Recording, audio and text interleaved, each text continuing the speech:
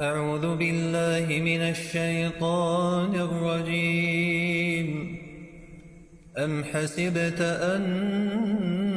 أصحاب الكهف والرقيم كانوا من آياتنا عجبا إذ أوى الفتية إلى الكهف فقالوا ربنا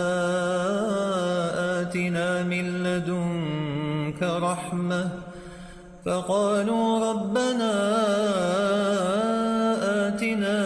لدنك رحمة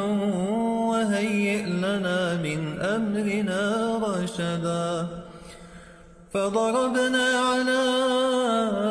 آذانهم في الكهف سنين عددا ثم بعثناهم لنعلم أي الحزبين أحصى لما لبثوا أمدا نحن نقص عليك نبأهم بالحق إنهم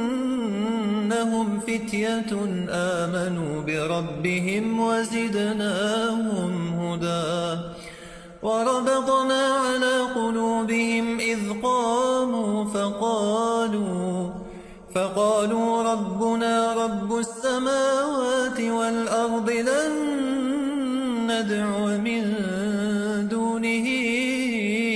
إلها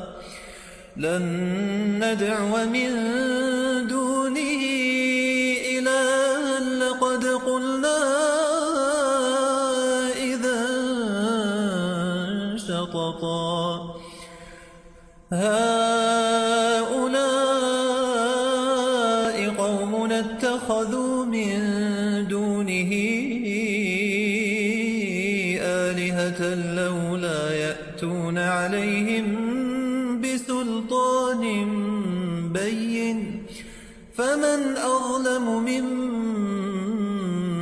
افترى على الله كذبا.